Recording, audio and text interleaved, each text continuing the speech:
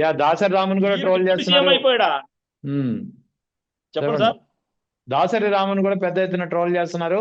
దాసరి రాము చేసినటువంటి వ్యాఖ్యలకి ఆయనపై అటాక్ చేయాల్సిందిగా ఇన్స్ట్రక్షన్స్ కూడా అందినట్టు సమాచారం ఉంది. దాసరి రాము మీద అటాక్ చేయడం అనేది చాలా తప్పు. అది ఉమ్, తెలుగుదేశం పార్టీలో ఉన్న కోపం చేస్తున్నారని అంటున్నారు. ఆయన మాట్లాడింది కరెక్ట్. ఆయన మాట్లాడిన ప్రతి మాట కరెక్ట్.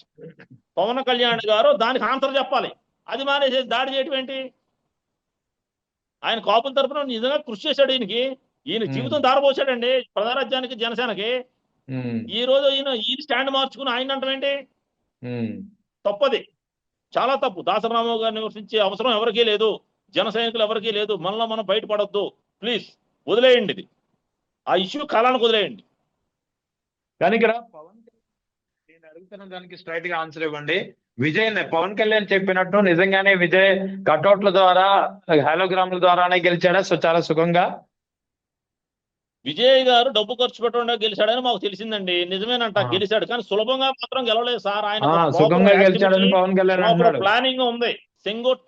సెంగొట్టయ్యన్ అని ఒక జయలలిత అనుచరుడు. ఉమ్, 4 సార్లు 5 సార్లు ఎమ్మెల్యేగా నెగ్గినటువంటి ఒక ఎక్స్పీరియన్స్డ్ పర్సన్ ఆయన వెనమాల ఉన్నాడు. అర్థమైందండి? అరవ్ ఉమ్, అర్జున్ అని ఒక ఫైనాన్సర్ ఉన్నాడు. ఆయన అన్ని అరేంజ్ చేసుకుని దిగాడు. ఒక సిస్టమేటిక్ ప్లానింగ్ తో పనిచేశాడు, గెలిచాడు.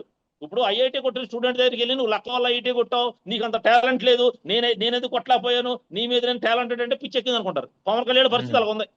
ఉమ్, ఐఐటికి సెలెక్ట్ అయిన క్యాండిడేట్ దగ్గరికి ఫెయిల్ అయిన క్యాండిడేట్ వెళ్ళి నువ్వు లక్కుండు కొట్టావు, నీకు అంత టాలెంట్ లేదు, నువ్వు అంత నాలెడ్జ్ లేదు, నేనే ర్యాంకర్ని, నువ్వు ఎలా కొట్టగలిగావు అని అడిగితే దానికి సమాధానం ఏంటి సార్? చెప్పండి. అవును. చెప్పండి సార్. ఇప్పుడు నవ్వటం కాదండి రెహమాన్ గారు, ఉమ్, నేను చెప్పండి. వ్యంగ్యంగా చెప్తున్నాను. నేను అడిగిన దాంట్లో తప్పుందా? లేదు లేదు. మరి గెలిచిన ర్యాంకర్ దగ్గరికి ఓడిపోయినాడు వెళ్ళి మాట్లాడుతున్నాడు ఆయన. అసలు ఉమ్, ఆయనకి ఒక స్టెబిలిటీ లేదు, ఒక విధానం లేదు. ఆయన విధానం, నినాదం ఒకటే, చంద్రబాబు నాయుడు కుటుంబం సీట్లో కూర్చోవాలి అంతే. జగన్ ఎక్కకూడదు, సీఎం జగన్ ఎక్కకూడదు. జగన్ ఎవడయ్యా? అసలు ఎవరో జగన్? నువ్వేం చేస్తున్నావు? నీ నీ నీ స్టాటిస్టిక్స్ ఏంటి? నీ ప్లానింగ్ ఏంటి? నీ నీ విజన్ ఏంటి చెప్పు. అది చెప్పడం. అమరావతిలో రేట్లు కంట్రోల్ చేసే దమ్ము లేదు ఈయనకి. ఈయన కాపు కార్పొరేట్ నిధులు ఇప్పించడా? అంత దమ్ము లేదు. అందుకే కాపులను హక్కలేదు అంటున్నాడు. కాపు నేస్తం ఇస్తారా? చంద్రబాబు నేస్తం కావాలి ఈయనకి, హక్కలేదు. అందుకు కాపులను హక్కలేదు అంటాడు. వీళ్ళ అన్నయ్య మాత్రం కాపు కార్పొరేషన్ పేరు చెప్పి నిధులు ఇవ్వకపోయినా సరే, వీళ్ళ అన్నయ్యకి మాత్రం కొడుదల కార్పొరేషన్ పేరుతో వీళ్ళ అన్నయ్యకి పదవి ఇచ్చేయాలి, ఎమ్మెల్సీ ఇచ్చేయాలి. ఏంటండి ఇది సార్?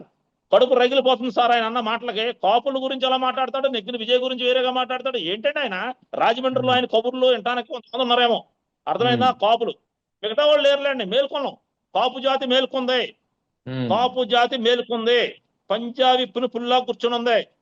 రేపు స్థానిక సంస్థల ఎన్నికల్లో తెలిసిపోద్ది. ఈయన బండారం బయటపడిపోద్ది. నాదన్న మనోహర్ చెప్తున్నాడు కదా, మనోహర్ గారు 15 సీట్లు వచ్చినా చాలంట. 5 సీట్లు వచ్చినా చాలు ఎడకి. ఎందుకంటే వీళ్ళు ఇది భిక్ష ఎత్తుకుంటారు కదా, టీడీపీ దగ్గర అడుక్కుంటారు కదండి సీట్లు. వీళ్ళు టీడీపీ దగ్గర సీట్లు అడుక్కుంటారు వీళ్ళు. చంద్రబాబు నాయుడు తిడితే 60 పిలిపించాడు కానీ ఆ అమ్మాయి కడుపు చేసినందువల్ల, లేదంటే ప్రాబ్లం వచ్చినందువల్ల కాదు. అవును. ఆయన చంద్రబాబు గురించి తెలుసండి నాయుడిని ఆయన బాబు. తిట్టిన పవన్ తర్వాత కళ్యాణ్ అతనిపై గారి చర్యలు విధులు మాకు తీసుకున్నారు. తెలుసు. ఏమండి? అదే చంద్రబాబు నాయుడిని తిట్టిన తర్వాత అతనిపై యాక్షన్ తీసుకున్న పరిస్థితి కనిపించింది. చంద్రబాబు నాయుడు తిట్టిన తర్వాతే ఆయన పిలిపించి యాక్షన్ తీసుకున్నారని తెలిసింది. మరి వాళ్ళ యజమాని తిడితే బాధ అనిపిస్తుంది ఏంటండి? ఈ అవును. పార్టీ చంద్రబాబు నాయుడు కబ్జా చేసేశాడు. ఉమ్, జనసేన పార్టీ అనేది కాపులది కాదు, పవన్ కళ్యాణ్ది కాదు, అది చంద్రబాబు నాయుడు బి టీం. చంద్రబాబు నాయుడు దాన్ని కబ్జా చేసి నడుపుతున్నాడు అని ప్రజలకు తెలిసిపోయింది. ఉమ్, అందువల్ల ఈ స్టేట్మెంట్ ఇస్తున్నాడు. ఇది కాపులకు నాకు హక్కలేదు అంటున్నాడు. నేను సీఎం అవనని చెప్పేస్తున్నాడు. ఇప్పుడు చంద్రబాబు నాయుడు చెప్పించాడు ఈయనతో, నేను సీఎం అవను. విజయనగరంలోనే కాపు సామాజిక వర్గం నుంచి విపరీతమైన ప్రజలు వచ్చింది. దాన్ని కనిపెట్టి చంద్రబాబు నాయుడు నువ్వు ఇలా చెప్పమంటే చెప్తున్నాడు. That's all. ఈ సీఎం అవడో, ఆయనకు అవసరం లేదు. ఆయన సీఎం అవుతాడని ఆశ మాకు లేదు. మొన్నటి వరకు పవర్ షేరింగ్ గురించి మాట్లాడాం. ఇప్పుడు పవర్ షేరింగ్ గురించి మేము మాట్లాడాం. అసలు పవర్ అక్కలేదు ఆయనకి. ఆయనకి చంద్రబాబు నాయుడే సీఎం కావాలి. అందుకు ఇష్టమైన వాళ్ళు జనసేన జెండాలు మోయాలి, కష్టమైన వాళ్ళు దండం పెట్టి ఇంటికాడ కూర్చోవాలి. అది ఆయన ఇంకో మాట వాళ్ళ అన్నారు. దారాలు చెప్పుకోవాలి. ఇంకో మాట అన్నాడు ఆయన. పవన్ కళ్యాణ్ ఇంకో మాట చెప్పారు ఆయన. 15 ఏళ్లుగా రోడ్డు మీద దేకినా సరే నన్ను ఎవరు పట్టించుకోలేదు అంటున్నారు. నిజంగానే ఎవరి కోసం ఎవరు దేకారంటే ఏం చెప్తారు? 15 ఏళ్ళు రోడ్డు మీద పడి చంద్రబాబు నాయుడు కోసం దేకాడండి. ఆయన కోసం ఏమైనా దేకాడు? ఆయన ఎప్పుడైనా సీఎం ఉమ్, గురించి ఏమైనా మాట్లాడా? ఆయన కోసం ఏమైనా దేకాడా? చంద్రబాబు నాయుడు కోసం దేకాడు. ఆయన చంద్రబాబు నాయుడు కోసమే దేకాడు. కాపుల కోసం కాదు, సీఎం పోస్ట్ కోసం కాదు, మరి ఎవరి కోసం దిగాడు చెప్పాలి ఆయన. నేను తప్పు చెప్తే పోనీ మీరన్నా చెప్పాలి, ఎవరి కోసం దిగాడో చెప్పండి. కాపుల కోసం కాదు, కాపు ముద్రించడానికి కాదు, పౌర కోసం కాదు, సీఎం అవడం కోసం కాదు, మరి దేనికోసం దిగాడని కావాలి చెప్పండి. చెప్పండి సార్. అవును. ఇప్పుడు మీరు నన్ను క్వశ్చన్ చేశారు, నేను ఆన్సర్ చెప్తున్నాను. ఆయన ఈ రెండింటి కోసం కాదు. మూడోది ఏంటంటే చంద్రబాబు నాయుడు ఉన్నాడు మూడోవాడు. కాపులు, సీఎం పోస్ట్ చంద్రబాబు నాయుడు, ఈ మూడిట్లో ఆయన చంద్రబాబు నాయుడు ఎన్నుకున్నాడు. చంద్రబాబు నాయుడు సీఎం చేయడం కోసమే ఆయన దిగాడు. అర్థమైందండి, ఆయన కోసం కాదు. అంటే ఒక డిప్యూటీ సీఎం హోదాలో ఉండి, ఒక పార్టీకి అధ్యక్షుడిగా ఉండి, పొరుగు రాష్ట్రంలో జరిగినటువంటి ఒక పరిణామంపై ఇంత చులకనగా, ఇంత చిన్న చూపుగా మాట్లాడడం మంచిదేనంటారా? కరెక్ట్ కాదు సార్, అవసరం లేదు సార్. మనకి ఆ విజయ్ గెలిచాడు, మీరు రిలైజ్ అయ్యి మీరు కూడా ట్రై చేస్తే మేము కూడా సపోర్ట్ చేసాం కదా. ఇప్పుడు ఆయన చీఫ్ గా మాట్లాడితే మనకేం వస్తుందండి? ఇప్పుడు విజయ్ గెలిస్తే చీఫ్ గా మాట్లాడతాడు, జగన్ గెలిస్తేనే వాడు ఓడిపోవాలంటాడు. మరి ఏం చేయాలి? ఈయన సీఎం అవనంటే నాకు ఇంట్రెస్ట్ లేదంటాడు. కాపు కమ్యూనిటీ ప్రెజర్ చేస్తే కమ్యూనిటీని హక్కలేదని కులం కోసం రాలేదంటాడు. మరి ఏం చేయాలి చెప్పండి? ఈయన ఇంత కన్ఫ్యూజన్ ఉంటే మనం ఏం చేస్తామంటే ఎర్మల్ ఎన్నో మేము పోతాం, నాశనం అయిపోతాం కదా. ఇప్పుడు వెనకమాల ఆయన వెనకెళ్ళిన వాళ్ళందరూ కూడా నాశనం అయిపోతారు కదా.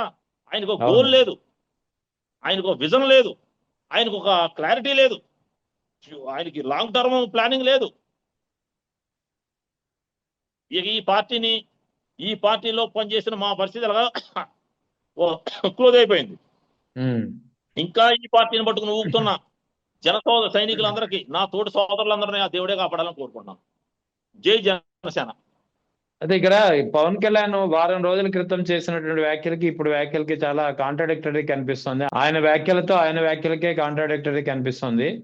లాస్ట్ టైం ఆయన చెప్పింది ఏంటంటే ఊర్లో పెళ్లికి అదేదో హడావిడి అని చెప్పి కుక్కలతో పోల్చినటువంటి సందర్భంలో అక్కడ పరిస్థితులు వేరు, ఇక్కడ పరిస్థితులు వేరు, దాంతో ఎలా కంపేర్ చేస్తారు, నేను అసలు సీఎం అవడానికి పార్టీ పెట్టలేదని చెప్పి అప్పట్లో చేసినటువంటి వ్యాఖ్యలు అయితే, ఇప్పుడు ఆయనేమో 15 ఏళ్లుగా నేను రోడ్డు మీద దిగుతున్నా సరే నన్ను ఎవరు పట్టించుకోలేదు, సీఎం కాలేకపోయాను అని అంటున్నారు. ఎలా చూడాలి పరస్పర వైరుధ్యమైనటువంటి వ్యాఖ్యలు? అంటే ఆయన ప్రజల్లో ఉన్నాడండి. ఇప్పుడు కాపుల్ని మభ్యపెట్టి స్థానిక సంస్థల ఎన్నికల్లో చంద్రబాబు నాయుడుకి లబ్ధి చేకూర్చడం కోసం ఆయన నయా మోసానికి తెరలేపాడు మహాబాబు అని చెప్తున్నాను కదా మీకు. పవన్ కళ్యాణ్ గారు నయా మోసానికి తెరలేపాడు. జన సైనికులందరూ తెలుసుకుని కలిసికట్టుగా ఒక్క షాట్ కొడితే అప్పుడు లైన్లోకి వస్తాడు. అప్పటి వరకు కూడా ఆయన రాడు. మరి మరోసారి మోసపోవడానికి మీరు సిద్ధంగా ఉన్నారా? అది సార్ వదిలేయండి సార్, మేమైతే లేము. మా సోదరులు ఎవరైనా ఉంటే కూడా మీరు కొలుపుతాం, ఇంకెవరైనా ఉంటే వాళ్ళు దయ ఇస్తాం. అప్ టు హిమ్, మనం ఏం చేస్తాం? ఇంకా దాసరాబు చేసినటువంటి వ్యాఖ్యల్లో ఆయన పవన్ కళ్యాణ్ అంతా స్క్రిప్టెడ్ ప్రకారం నడుచుకుంటున్నారు, ఎవరో రాసి ఇచ్చింది ఇక్కడ ఆయన చదువుతున్నారు, అందుకే నిన్న చేసినటువంటి వ్యాఖ్యలు కానీ ఇంతకుముందు చేసినటువంటి వ్యాఖ్యలు కానీ అని ఆయన దాసరిరాము కాస్త ఘాటుగానే చెప్పినటువంటి పరిస్థితి. సార్ ఆ మాట నేను అనకూడదు కదండి. స్క్రిప్ట్ చదువుతున్నాడు, ఓకే, అది ఆయన రాసుకున్నాడో ఎవరన్నా రాసి ఇచ్చారో పోనే ఉన్నాయి. ఇప్పుడు దానివల్ల మనకు ఉపయోగం లేదు కదా. ఆయన చెప్పేశాడు, పాపులు నాకు అక్కర్లేదు, నేను సీఎం అవును, నేను చంద్రబాబు నాయుడు గారి జెండా మోస్తాను, ఈ పార్టీ చంద్రబాబు నాయుడు గారి కోసమే ఉంది, డైరెక్ట్ ఇండైరెక్ట్ గా చెప్పేస్తాడు కదా ఆయన. మరేంటి ఏం జరగబోతుందంటే ఏం చెప్తారు మీరు ఓవరాల్ గా? ఏమో సార్, ఏం జరగబోతుంది ఎవరి దారాలు చూసుకునే ప్రయత్నం ఉన్నాం. ఇంకో 1 year లో అందరూ కూడా అన్ని దారులు చూసుకుంటారు. ఇంక గొడవద్దు.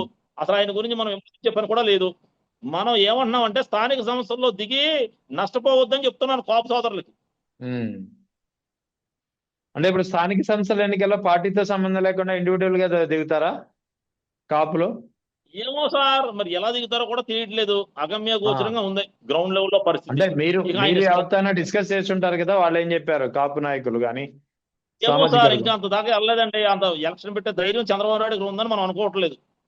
ఆయన డ్రాగన్ చేస్తాడని అనుకుంటున్నాం. చూద్దాం, let us see what happens.